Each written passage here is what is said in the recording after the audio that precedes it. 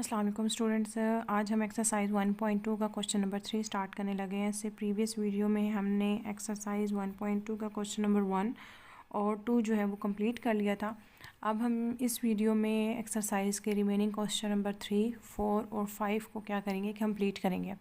अब देखते हैं क्वेश्चन नंबर 3 के अंदर स्टेटमेंट में हमें क्या कहा हुआ है। उन्होंने कहा है कि write each radical expressions as an equivalent exponential expression and simplify if possible.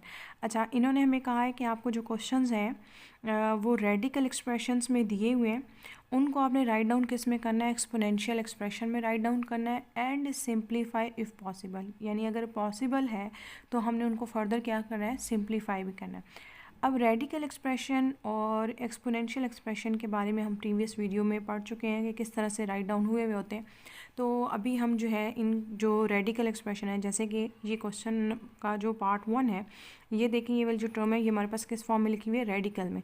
इसको हमने किस में कन्वर्ट करना है, एक्सपोनेंशियल एक्सप्रेशन में कन्वर्ट करना है। तो पहले हम क्या करते हैं, इसको सॉल्व करते हैं। अब हमारे पास है 5, ये हमारे पास रेडिकल में है, तो इसको मैं किस तरह लिखूँगी, 1/3। तो ये मेरा क्या हो गया, आपके पास एक्सपोनेंशियल एक्सप्रेशन में मैंने यहाँ पे इसको राइट डाउन कर दिया। अब जो 2 है, जो इसकी पहले से पावर यहाँ क्वेश्चन में दी हुई थी, वो मैंने यहाँ पर बाय राइट डाउन कर दिया। अब 1/3 मल्टीप्लाई होगा जब 2 से, तो ये क्या बन जाएगा, 2/3। अब अगर आप इस पार्ट को देखते हैं तो ये हमें फर्दर सिंप्लीफाई नहीं होता, तो इट्स मीन ये आपका इतना ही सॉल्व होगा। अब हम आते हैं इसके पार्ट 2 के ऊपर। पार्ट 2 अगर आप इसका देखें तो पार्ट 2 में देखें कि यहाँ पे भी जो है ये रेडिकल एक्सप्रेशन में दिया हुआ है। इस रेडिकल एक्सप्रेशन को भी आपने किस में कन्वर्ट करना है, एक्सपोनेंशियल एक्सप्रेशन में। तो ये 10 हो जाएगा, यहाँ पे क्या हो जाएगा 1/4, और जो 8 है जो बाहर उसकी पावर दी थी वो एज इट इज़ हो गया।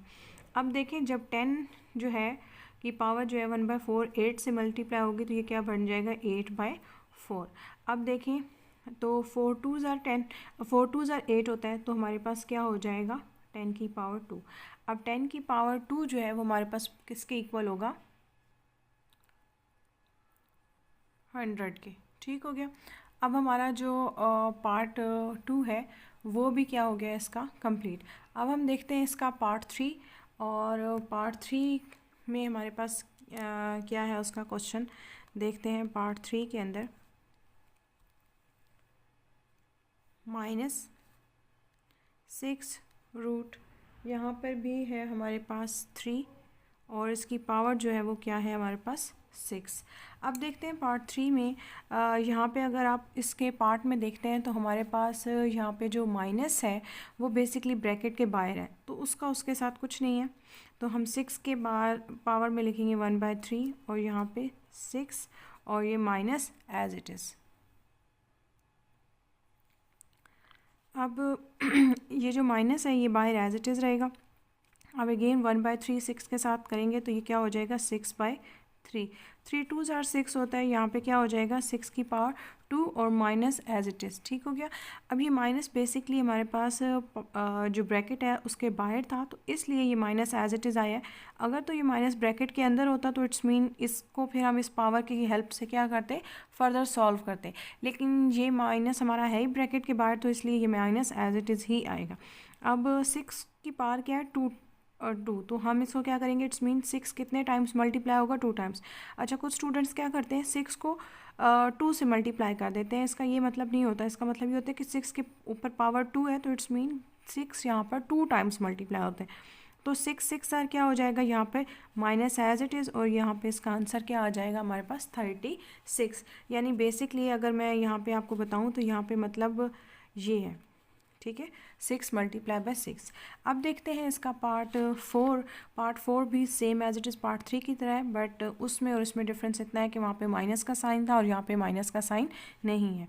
अब अगेन इसको भी उसी तरह करेंगे। ये एक रेडिकल एक्सप्रेशन है, इसको मैंने यहाँ पर एक्सपोनेंशियल एक्सप्रेशन में कन्वर्ट किया है, जैसा कि हमें क्वेश्चन के स्टेटमेंट में कहा हुआ था। अगेन ये क्या हो जाएगा, 6 की पावर क्या होगा यहाँ पे 6/3। अब 3 2s are 6, तो यहाँ पे क्या हो जाएगा, 6 की पावर 2। अगेन अभी मैंने आपको बताया कि यहाँ पे 2 का मतलब ये है कि 6 को कितने टाइम्स मल्टीप्लाई करना है आपने, 2 टाइम्स।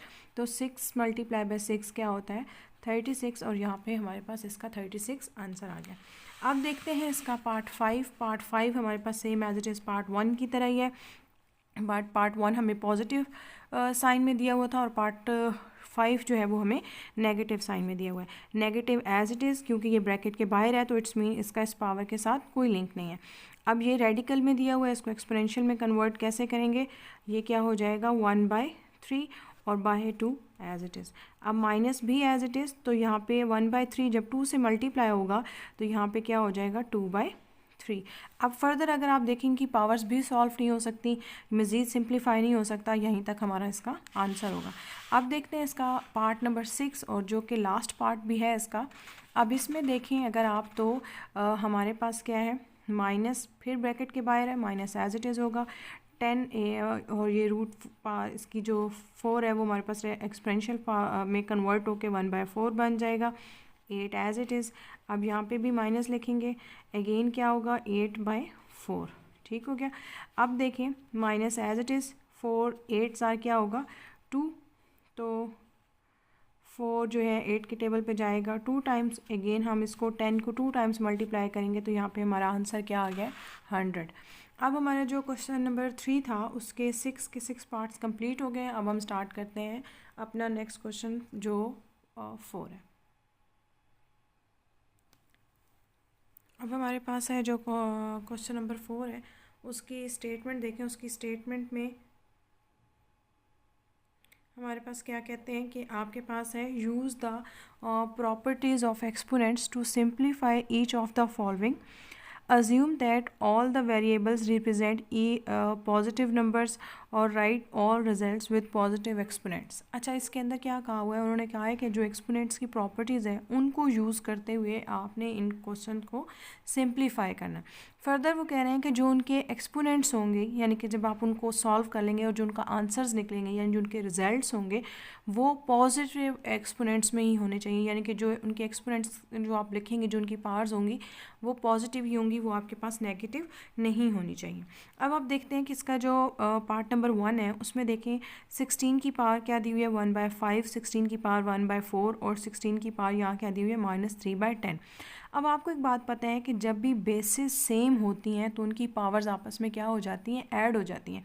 जैसे ये भी 16 बेस है, इसकी भी 16 बेस है, इसकी भी 16 बेस है, तो इट्स मीन इनकी ये जो पावर्स होंगी ये आपस में क्या हो सकती हैं, सॉल्व हो सकती हैं। इन पावर्स को हम आपस में क्या कर सकते हैं, ऐड कर सकते हैं। तो अब हम क्या करेंगे यहाँ पर आपके पास नेक्स्ट स्टेप में हम क्या करेंगे 16 यहाँ राइट डाउन कर लेंगे, यानी 1 टाइम ही हम लिखेंगे 16 को, ठीक है। और दूसरा हम क्या करेंगे इसको जो आपके पास है 1/5 एज इट इज़ हो जाएगा। अब इसके जो माइनस है जो पावर है इसकी 1/4 वो भी प्लस हो जाएगी 1/4। अब ये जो नेगेटिव पावर है वो क्या है -3/10। अब यहाँ पे ये जो 16 है ये डिनोमिनेटर में पड़ा हुआ है, जब ये ऊपर जाएगा यानी न्यूमरेटर में जाएगा तो इसकी पावर का साइन क्या हो जाएगा, चेंज हो जाएगा। जो कि नेगेटिव है अब क्या हो जाएगा पॉजिटिव, वो क्या होगा 3/10। अब देखिए आपके पास यहाँ पे 3 नंबर्स आ गए हैं, वो क्या है आपके पास यहाँ पे, बेशक आप इसको रफ वर्क में भी कर सकते हैं, अलग से भी सॉल्व कर सकते हैं, +1/5, 1/4 प्लस 3/10। अब यहाँ पे आपको क्या करना है, इन नंबर्स का एलसीएम लेना है, ठीक है। इनका एलसीएम अब आप कैसे लेंगे कि हम यहाँ पे लिखेंगे 5, 4 और 10। तो हमारे पास 5 1s are 5, 5 4 के टेबल पे नहीं जाता, 4 as it is, 5 2s are 10। अब देखिए नेक्स्ट स्टेप में हम यहाँ पे लेंगे 2, तो ये 1 as it is, 2 2s are 4 और देन 2 1s are 2। अगेन लेंगे 2, तो ये 1 1 और 1। तो हमारे पास ये जो आया है 4 2 और 2, इन तीनों नंबर्स को हम आपस में मल्टीप्लाई करेंगे तो क्या हो जाएगा 20।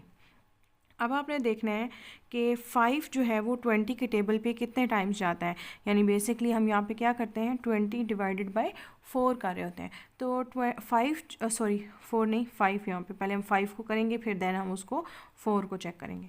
तो जो आपके पास है 20 है, 5 जो है वो 20 के टेबल पे कितनी दफ़ा जा रहा है, 5 4 टाइम्स जाएगा, ठीक हो गया।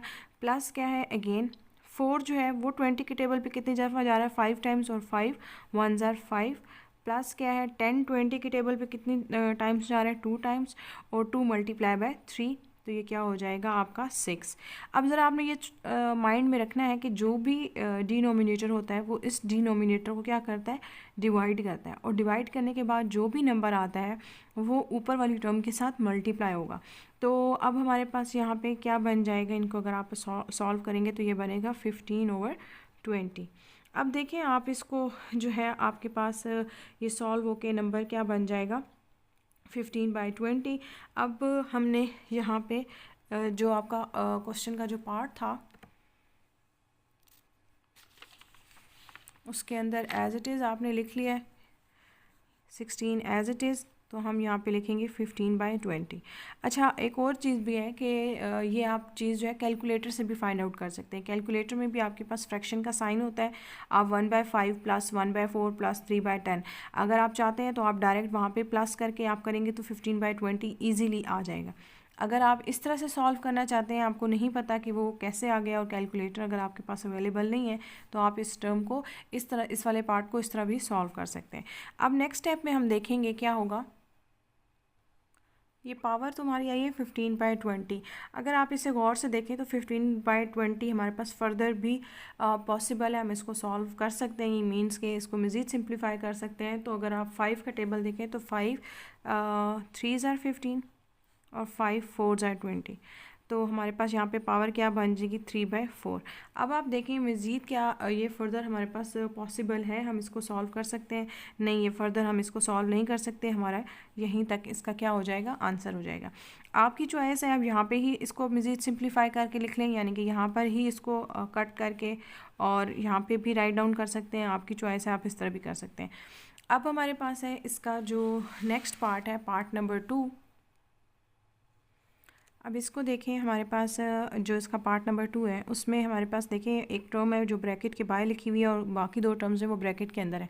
हम 7 पावर -1/3 को क्या करेंगे, अंदर मल्टीप्लाई करेंगे, तो हमारे पास क्या हो जाएगा 7 पावर 1/3 एज इट इज़। ये क्या होगा 7 मिड में आएगा डॉट, पावर क्या होगा 5/3। अब यही जो बाहर टर्म पड़ी हुई है ये इस टर्म के साथ भी मल्टीप्लाई होगी, तो ये क्या हो जाएगा 7 -1/3 और ये क्या हो जाएगा 7 4/3। अब इस स्टेप में देखें तो हमारे पास इन दोनों की बेसिस सेम है और इनकी पावर्स क्या है आपस में डिफरेंट है। तो अब हम इनकी जो पावर्स हैं उनको आपस में सॉल्व कर लेंगे, यानी कि बेसिस सेम हो तो उनकी पावर्स आपस में क्या होती हैं, ऐड होती हैं। तो ये क्या हो जाएगा -1/3 + 5/3 माइनस क्या होगा 7 -1/3 और प्लस क्या होगा 4/3। अब अगेन वही वाली बात है, आप इसको कैलकुलेटर से भी सॉल्व कर सकते हैं। अगर आपके पास कैलकुलेटर अवेलेबल नहीं है तो आप ये देख लें कि इसको किस तरह से एलसीएम लेना है। -1/3 है और प्लस क्या है 5/3। इसका एलसीएम हमारे पास क्या आएगा 3 1s are 3, तो 1 × 5 तो ये -1 प्लस एज इट इज़ क्या होगा 3 1s are 3, 1 × 5 क्या होगा 5 ही आएगा। तो -1 + 5 किसके इक्वल होता है हमारे पास 4/3 के। हम यहाँ पे राइट डाउन कर देंगे, यहाँ पे 7 की जो पावर है वो क्या हो गई है 4/3। अब इसी तरह हम इस वाली टर्म को भी सॉल्व करेंगे। हमारे पास यहाँ पे इसको अगर सॉल्व करें तो ये क्या होगा -1/3 प्लस क्या है 4/3, यही है। अब इसको भी हम अगर ऐड करते हैं तो इसका भी एलसीएम लेंगे, क्या होगा 3 एज इट इज़। ये क्या होगा -1 + 3 1s are 3, 1 × 4।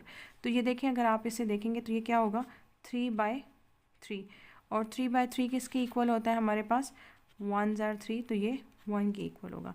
इसकी पावर क्या हो गई है 1। अब आप अगर आपका क्वेश्चन यहाँ तक भी सॉल्व हो चुका है, लेकिन फर्दर अगर आप जो आपकी बुक पे आंसर है वो मज़ीद उन्होंने सिंप्लीफाई किया है, उन्होंने मज़ीद इसको अगेन 7 को कॉमन लेके किया हुआ है। आपका क्वेश्चन यहाँ तक भी सिंप्लीफाई है, यहाँ तक भी आप कर देंगे तो क्वेश्चन रॉन्ग नहीं होगा। लेकिन फर्दर अगर हम आपकी बुक वाला आंसर लाना चाहें तो उसमें हम क्या करते हैं कि 7 को कॉमन ले लेते हैं। अब 7 यहाँ से कॉमन चला गया तो 7 की पावर 1 यानी 1 जो है वो यहाँ से कॉमन चला गया। तो ये आपको कैसे पता चलेगा, अगर इसके लिए मैं आपको कहती हूँ कि यहाँ पे जो है वो 1 है प्लस क्या है 4/3 फॉर एग्ज़ाम्पल, तो ये क्या होगा आपके पास, तो अब सॉरी 4/3 को तो हमने ब्रेक करके लिखना है ना, ये हमारा हो जाएगा 1/3, ठीक हो जाएगा। अब 1/3 है तो हम इसको इस तरह भी लिख सकते हैं कि अगर हम दोनों को ऐड यानी इसका एलसीएम लेते हैं तो ये क्या होगा 3 1 3 और +1 ये इक्वल हो जाएगा अगेन 4/3 के। ठीक है, ये चीज़ मैंने आप लोगों को इसलिए बताई है क्योंकि बेसिकली इस स्टेप में अगर मैं आपको यहाँ पे एक और स्टेप भी ओपन करके लिख दूँ तो यहाँ पे हम क्या लिखेंगे 7 और 7 की जो पार है वो हो जाएगी 1/3। अब ये 7 यहाँ पे अगर मैंने आपको लास्ट टाइम बताया था कि अगर 7 के ऊपर यानी कोई भी नंबर हो किसी बेस के ऊपर कुछ भी नहीं है तो इट्स मीन वहाँ पे क्या होता है 1 होता है। तो ये 1 और प्लस होगा 1/3 तो हमारा आंसर क्या आता है 4/3 के ही इक्वल होता है। तो इसीलिए 4/3 को मैंने ब्रेक करके इस तरह से लिख दिया 7 के ऊपर 1 और ये 1/3 माइनस क्या होगा 7।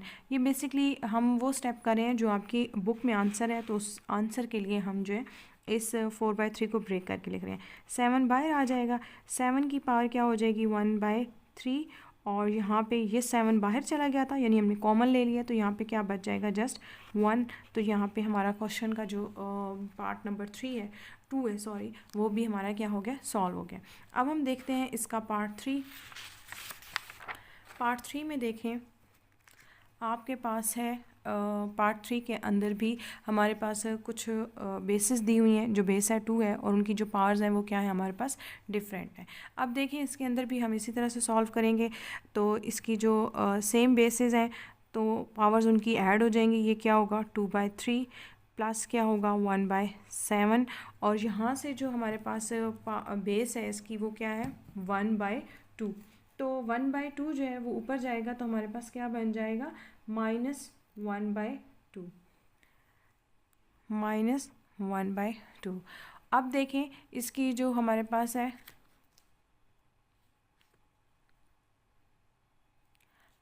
अब अगेन इनकी पावर्स आपस में ऐड होंगी तो अगर आप इसको कैलकुलेटर से सॉल्व करें तो हमारे पास इनकी पावर्स को अगर आप सिंप्लीफाई करो तो वो बनता है 13/42। अब आपको मैंने यहाँ पे बता दिया है मेथड कि आप एलसीएम लेके भी कैसे सॉल्व कर सकते हैं और अगर आप एलसीएम नहीं भी लेना चाहते तो आप इनको इस तरह से भी कर सकते हैं। और वैसे भी ये क्वेश्चन इतने छोटे छोटे हैं कि मे भी पॉसिबल है कि ये MCQs बेस पे ही आ जाए। तो आप सिंपली कैलकुलेटर्स पे आपके पास फ्रैक्शन का साइन होता है आप वो डालें 2/3 + 1/7 प्लस -1/2।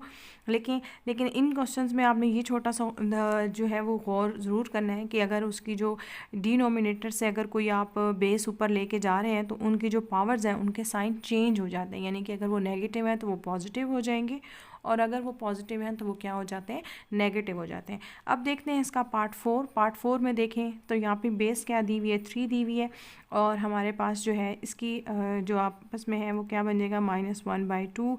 ये है आपके पास +1/2 और ये यहाँ से ऊपर जाएगा तो ये क्या बन जाएगा -1/2।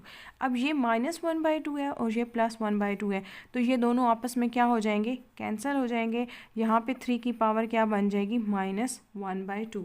और अभी जब हम लोग स्टार्ट किया था हमने क्वेश्चन तो उसकी स्टेटमेंट में हमें एक बात कही थी उसने कहा था कि right all results with positive exponents. आपने रिजल्ट्स को किस तरह से राइट डाउन करना है कि उनके जो एक्सपोनेंट्स हैं वो क्या होने चाहिए पॉजिटिव होने चाहिए। तो यहाँ पे जो रिज़ल्ट आया है और उसका जो एक्सपोनेंट है वो क्या है नेगेटिव है तो मुझे उसे किस में कन्वर्ट करना है पॉजिटिव में।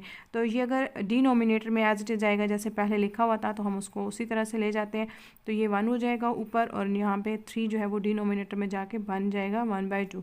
अच्छा आपको एक और बात भी बता दूँ कि ज़रूरी नहीं है कि आप इसको ऊपर ले जाएं, आप इसको इस तरह से भी सॉल्व कर सकते हैं कि जैसे आपको देखने से पता चल रहा है कि इस बेस की पावर क्या है पॉजिटिव 1/2 और इसकी क्या है -1/2 तो आपको देखने से लग रहा है कि ये दोनों आपस में कैंसिल हो जाएंगी। तो आप इस तरह भी कर सकते हैं -1/2 और +1/2 और इसको एज इट इज़ ही रहने दें नीचे ही रहने दें इसको ऊपर ना लेके जाएं क्योंकि आपने लास्ट पे भी तो इसको डिनोमिनेटर में ही लेके जाना है क्योंकि इसका एक्सपोनेंट नेगेटिव है जबकि क्वेश्चन में हमें पॉजिटिव एक्सपोनेंट्स को आंसर कहा हुआ है। ये हो जाएगा 0 तो यहाँ पे क्या होगा 3 की पावर क्या हो जाएगी 0 और ये 3 क्या होगा 1/2। ये इसका एक तरह का सेकंड मेथड समझ लें। तो 3 की पावर जो है वो अगर 0 है तो आपको पता है कि किसी भी बेस की पावर 0 होता है तो वो किसके इक्वल होता है 1 के। तो ये 1 हो जाएगा 3 1/2। हमारा क्वेश्चन जो है वो इस तरह से भी सॉल्व हो सकता है। अब बारी आती है इसके पार्ट नंबर 5 की। पार्ट नंबर 5 देखें। पार्ट नंबर 5 में अगर आप देखते हैं गौर करें तो हमारे पास पार्ट नंबर 5 के अंदर हमारे पास बेसिस तो जो है वो डिफरेंट है, लेकिन उनकी जो पावर्स हैं वो सब की क्या है हमारे पास सेम है। तो हम देखते हैं इसी तरह अपने पार्ट को सॉल्व करते हैं। वो क्या होगा 36.6 और देखने से ये 36 6 आपस में ये सारे नंबर्स आपस में मल्टीप्लाई हो रहे हैं, तो 8 और 27 इन सब की पावर्स क्या थी 1/2। तो जब भी कोई नंबर्स हों उनकी पावर्स सेम हों तो हमेशा याद रखिएगा कि उनकी पावर्स को हम क्या कर सकते हैं, कॉमन ले सकते हैं। ये 1/2 थी, बाहर आ गई है, और 3 ऑलरेडी क्वेश्चन में हमें दिया हुआ था। अब इसके नेक्स्ट स्टेप में हमारे पास अगर आप 36 है, 6 है, 8 है और 27 है, तो आप देखें कि ये हमारे पास कैंसिलेशन हो सकती है। यहाँ पे अगर आप और से देखें तो कैंसिलेशन कैसे हो सकती है, 9 का टेबल 36 पे भी जाता है और 9 का टेबल 27 पे भी जाता है। तो 9 4s आर 36 और 9 3s आर। अब अगर आप देखें तो 3 1s आर और 3 2s आर। नेक्स्ट स्टेप में आप देखें तो हमारे पास क्या हो जाएगा,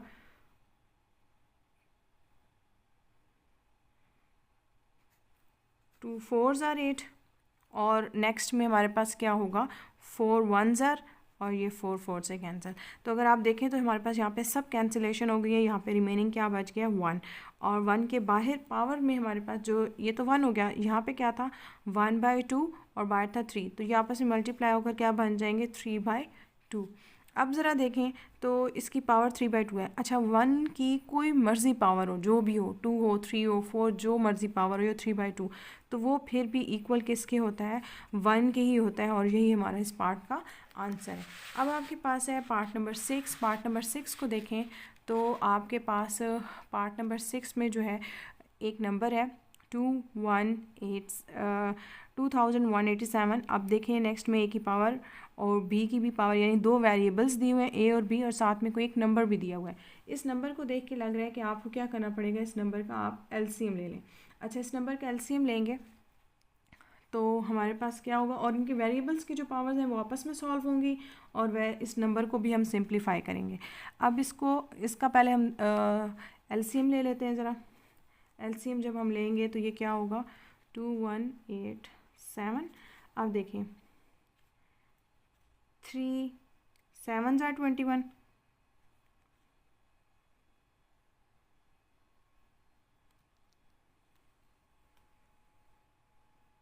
3 2s आर 6 और 3 9s आर 27।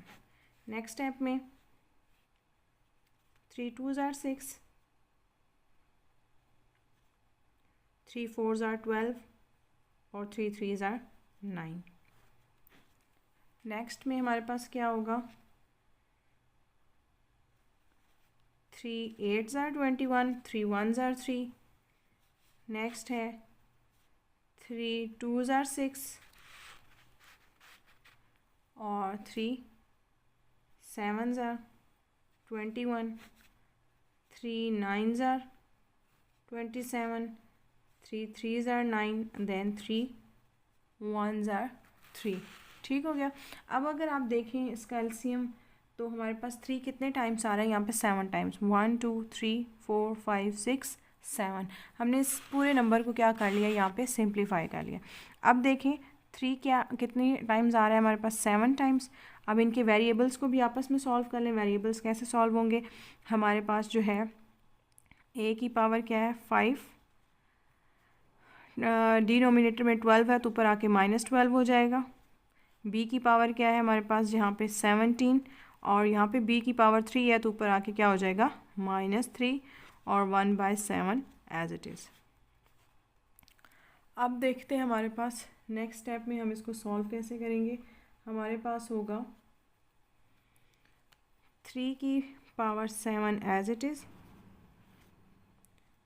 हमारे पास ए की पावर क्या हो जाएगा -7, क्योंकि 12 में से 5 जाए। इसी तरह यहाँ पे b की पावर क्या हो जाएगा 14 और बाहर होगा 1/7। अच्छा आप ज़रा गौर करें, अगर 1/7 को मैं यहाँ अंदर ले जाती हूँ, सबके साथ मल्टीप्लाई कर देती हूँ, तो 3 की पावर क्या है 7 मल्टीप्लाई होगा 1/7। ठीक हो गया। a की पावर क्या है हमारे पास -7 मल्टीप्लाई 1/7, और b की पावर क्या है 14 मल्टीप्लाई 1/7। 7। तो अब देखें 3 की पावर 3, a की पावर -1 क्योंकि 7 1s are 7, 7 1s are 7 और -1 यहाँ पे एज इट इज़ हो जाएगा, और 7 2s are 14, तो यहाँ पे b की वैल्यू क्या होगी 2। अभी हमने देखा है प्रीवियस क्वेश्चन में ही कि जो आपके रिजल्ट्स हैं वो क्या होने चाहिए, ऑलवेज पॉजिटिव, यानी कि जो एक्सपोनेंट्स की पावर्स हैं वो एक्सपोनेंट्स जो हैं वो क्या होने चाहिए, पॉजिटिव होने चाहिए। तो 3 as it is, a denominator में जाएगा, b² एज इट इज़, तो ये क्या हो जाएगा पॉजिटिव। ये हमारा क्या हो गया, इसका आंसर आ गया जो पार्ट 6 था। अब हम स्टार्ट करते हैं इसका जो पार्ट नंबर 7, और कौन सा पार्ट है, जो इसका लास्ट पार्ट है। इसका जो 7th पार्ट है आप उसको देखें तो a की पावर क्या दी हुई है 3, डिनोमिनेटर में b की पावर भी 3। अगर आप देखें तो ये 3 टर्म्स जो हैं आपको एक रेडिकल की फॉर्म में दी हुई हैं, लेकिन जो रेडिकल की फॉर्म्स हैं उन सब के जो रेडिकल के जो इंडेक्सेस हैं वो क्या हैं, सेम है। और हम ये बात पढ़ चुके थे कि जब भी रेडिकल के इंडेक्सेस सेम होते हैं तो हम क्या कर सकते हैं, उनको सेम रेडिकल के अंदर राइट डाउन कर सकते हैं। ये प्रॉपर्टी हम पढ़ चुके थे क्वेश्चन नंबर 1 में। अब देखें इसके अंदर हम लोग इनको ऐड कर सेम को जितनी भी टर्म्स हैं उनको एक ही रेडिकल के अंदर लिखेंगे। a की पावर है 3 b³ multiply b power 3 again c power 3 multiply c की पावर 3, और यहाँ पे क्या हो जाएगा a की पावर 3, और इसका जो इंडेक्स है वो क्या हो जाएगा 4, जो इसको हम 1 टाइम ही लिख देंगे। ठीक हो गया। अब देखें नेक्स्ट स्टेप में हमारे पास b3 से कैंसिल, c3 से, a3 से, तो हमारे पास 1 और उसका जो इंडेक्स है 4। अभी मैंने आपको बताया कि अगर जो भी टर्म हो 1 की जो मर्ज़ी पावर हो वो इक्वल क्या होती है, 1 के ही इक्वल होती है। तो यहाँ पे ये इसका आंसर है। अब 1.2 एक्सरसाइज का क्वेश्चन नंबर 5 और जो उसका लास्ट क्वेश्चन है आपकी स्क्रीन पे आ रहा होगा। क्वेश्चन नंबर 5 में देखें, अब हमारे पास उन्होंने क्या कहा है कि use suitable laws of exponent to show that. अब आपने शो क्या करवाना है। अच्छा, आपको ये पूरा क्वेश्चन देख के थोड़ा सा लग रहा होगा कि ये कुछ कॉम्प्लिकेटेड सा क्वेश्चन है, जबकि ये बिल्कुल भी इतना कॉम्प्लिकेटेड नहीं है। अब इसको आपने इस वाली जो इसकी लेफ्ट हैंड साइड है उसको आपने सॉल्व करके आपने राइट हैंड साइड के इक्वल प्रूव करना है। अब आप उसकी लेफ्ट हैंड साइड को कैसे सॉल्व करेंगे ये आप 1 बाय 1 देखें, है बिल्कुल इजी सा। जस्ट आपने जो अभी जितने भी लॉज या जितने भी रूल्स देखे हैं प्रीवियस क्वेश्चंस को सॉल्व करने के लिए, वही आपने सिंपली इनके ऊपर अप्लाई करना है। अब देखें पहले हम इसकी लेफ़्ट हैंड साइड लिख लेते हैं। ठीक है, लेफ़्ट हैंड साइड क्या है, x की पावर p और नीचे x की पावर q, बाहर है p plus q multiply y की पावर q, और आपके पास y की पावर क्या है r। ठीक हो गया, बाहर है q plus r। Next multiply क्या है, z की पावर क्या है r, और z की पावर है p, और इसके बाहर क्या है r प्लस p। अब मल्टीप्लाई हो रहा है ये x की पावर q और फर्दर q की पावर ऊपर 2 है, यानी ये जो x की पावर है वो बेसिकली q² है। ठीक है, और जो y की पावर है वो क्या है r², और जो यहाँ पे z की पावर है वो क्या है आपके पास p²। अब आपने जो प्रूफ करना है वो आपने इसकी ये राइट हैंड साइड प्रूफ करनी है। अब आप देखिएगा ये बिल्कुल इजीली जो है आपकी जो क्वेश्चन है वो स्टेप बाय स्टेप सॉल्व होगा और आपका ये आंसर आ जाएगा। अब इसके पहले स्टेप में देखिए आप, तो अभी तक हमें यही बात पता है कि जब बेसेस सेम होती हैं तो उनकी पावर्स को आपस में सॉल्व कर सकते हैं। ठीक है, तो पहले हम इनकी फ्रैक्शन को ख़त्म करते हैं, क्योंकि आपको देखने से यहाँ पे ये लग रहा है कि जो राइट हैंड साइड है उसमें कोई भी फ्रैक्शन नहीं है, यानी कोई भी चीज़ बाय की फॉर्म में नहीं है। तो इट्स मीन हमें इस वाले जो लेफ्ट हैंड साइड है उसके अंदर पहला जो काम करना पड़ेगा वो उसकी फ्रैक्शन को रिमूव करना पड़ेगा। और हमें पता है कि फ्रैक्शन या बाय की फॉर्म में ये जो भी होंगे ये किस तरह से रिमूव कर सकते हैं, अगर उनकी बेसिस को सेम हो और उनकी पावर्स को आपस में ऐड कर दें। तो यहाँ पे क्या होगा, x की पावर होगा p, और ये डिनोमिनेटर में जो q है वो पॉजिटिव है तो ऊपर जाके क्या हो जाएगा नेगेटिव, और बाहर p plus q as it is. ठीक हो गया। अब इसी तरह y भी क्या होगा q माइनस r, और बाहर q plus r as it is. यहाँ पे भी होगा r माइनस p और r प्लस p बाहर एज इट इज़, और यहाँ पे भी x की पावर q², y की पावर r², z की power p² as it is ही आएगा। अब इसके नेक्स्ट स्टेप में देखें, हमें एक फार्मूला पता है। वो फार्मूला क्या है आपके पास, a का स्क्वायर माइनस बी का स्क्वायर इक्वल होता है आपके पास ए प्लस बी और ए माइनस बी के। ये फार्मूला हम अभी तक पढ़ चुके हैं। आपके पास हमने, अगर आपने नहीं पहले प्रीवियस पढ़ा हुआ तो आपको ये पता हो कि हमारे पास ए स्क्वायर माइनस बी स्क्वायर जो है वो इक्वल होता है ए प्लस बी और ए माइनस बी के। ये हमारा फार्मूला होता है, ठीक हो गया। अब देखिए इसमें हमारे पास, आपको पता है कि जो भी ब्रैकेट के अंदर टर्म की पावर होती है वो बाहर वाली, जो भी ब्रैकेट के बाहर पावर्स होती हैं वो आपस में क्या होती हैं, मल्टीप्लाई होती हैं। तो अब p माइनस क्यू है बेसिकली। यहाँ मैं आपको वैसे ही एक थोड़ा सा बता देती हूँ रफली कि यहाँ पे क्या हो रहा है, बेसिकली p माइनस क्यू है और यहाँ पे क्या है, p प्लस क्यू है। यही दो चीज़ें। तो देखा जाए तो ये क्या है, a माइनस बी और a प्लस बी। अगर ये a माइनस बी है और ये a प्लस बी है तो ये किसके इक्वल होगा, p square minus Q square के। जैसे अभी मैंने यहाँ फार्मूले में आपको बताया है कि a plus B, a minus B, ये दोनों प्रोडक्ट की फॉर्म में है तो किसके इक्वल होंगे, a का स्क्वायर माइनस b का स्क्वायर। लेकिन शर्त ये है कि दोनों में से एक चीज़ प्लस की होनी चाहिए और एक चीज़ माइनस की होनी चाहिए। कुछ स्टूडेंट्स क्या करते हैं, दोनों प्लस की होंगी उसके ऊपर भी यही फार्मूला लगा देते हैं, या दोनों माइनस की होंगी तब भी यही फार्मूला लगा देते हैं। ये फार्मूला तब लगेगा जब एक टर्म प्लस की होगी और एक टर्म किसकी होगी, माइनस की होगी। तो यहाँ पे आपको बेसिकली पता चल गया है कि किस तरह से अब हम इसे करेंगे। अब यहाँ पे आप बेशक एग्ज़ाम में इसको सिंस करके लिख दें और देन आप डायरेक्ट भी इसके ऊपर अप्लाई कर दें तो आपका क्वेश्चन रॉन्ग नहीं होगा। अब देखिए एक्स की पावर क्या होगा, पी का स्क्वायर माइनस पी का स्क्वायर और क्यू का स्क्वायर, ठीक हो गया। यहाँ पे भी क्या होगा, क्यू का स्क्वायर माइनस आर का स्क्वायर, क्योंकि इसके ऊपर भी यही फार्मूला लगेगा। यहाँ पे भी आर माइनस पी है और आर प्लस पी आपस में मल्टीप्लाई हो रहा है तो यहाँ पे भी क्या होगा, आर का स्क्वायर माइनस पी का स्क्वायर। अब देखें यहाँ पे क्या है, एक्स की पावर है क्यू का स्क्वायर मल्टीप्लाई हो रहा है, वाई की पावर है आर का स्क्वायर और जेड की पावर है पी का स्क्वायर। यही चीज़ें। अब देखिए मेरा जो क्वेश्चन है वो बहुत सिंप्लीफाई होता जा रहा है। तो अब देखें एक्स वाई जी आ रहे हैं, इनकी बेसिस जिनकी सेम है उनकी पावर्स आपस में क्या कर देते हैं, ऐड कर देते हैं। अब ज़रा देखें यहाँ पे एक्स की पावर क्या है, P square minus Q square, ठीक है, यही पावर है। यहाँ पे एक्स की पावर क्या है, प्लस क्यू स्क्वायर, यहाँ पे मैं ऐड कर दूँगी वो क्या हो जाएगा, क्यू का स्क्वायर। अब यहाँ पे वाई की पावर क्या है, क्यू स्क्वायर माइनस आर का स्क्वायर, यहाँ पे वाई की पावर क्या है, प्लस आर का स्क्वायर। नेक्स्ट आपके पास है जेड, वो है आर का स्क्वायर माइनस पी का स्क्वायर और यहाँ पे क्या है, प्लस पी का स्क्वायर। अब ज़रा देखें ये क्या हो जाएगा, माइनस क्यू का स्क्वायर प्लस क्यू का square cancel, minus R square plus R square cancel, minus P square plus P square cancel हो जाएंगे। तो यहाँ पे देखें एक्स की पावर क्या आएगी, पी का स्क्वायर मल्टीप्लाई वाई की पावर क्या आएगी, क्यू का स्क्वायर मल्टीप्लाई बाय जेड की पावर क्या आएगी, आर का स्क्वायर। और मेरे पास पार्ट में मैंने यही चीज़ शो करवानी थी जो आपके इस पार्ट में दिया होता कि एक्स की पावर पी का स्क्वायर, वाई की पावर क्यू स्क्वायर और जेड की पावर क्या है, आर स्क्वायर। यानी कि ये चीज़ आपने राइट हैंड साइड शो करवानी थी। और यहाँ पे देखें कि मेरी यही राइट हैंड साइड जो है क्वेश्चन के अंदर प्रूफ हो गई है जो मैंने सॉल्व किया है। तो मैं यहाँ पे लिख सकती हूँ कि आपके पास हैंस प्रूफ, ठीक हो गया। मैंने यहाँ पे अपनी जो क्वेश्चन था उसकी जो टर्म है उसको सिंपली क्या कर दिया, प्रूफ कर दिया। अब ज़रा आप इसे अगेन थोड़ा सा देख लें तो मेरे पास सिंपली थोड़ा सा क्वेश्चन इस तरह का था कि मुझे उसे सिंपल फ्रैक्शन में कन्वर्ट करना पड़ा और एक फार्मूला एडिशनल मैंने यहाँ पे मुझे पता होना चाहिए था कि मैंने वो फार्मूला लगाया और फार्मूला लगा के आपके पास उसी तरह से बेसिस सेम है उनकी पावर्स ऐड किए।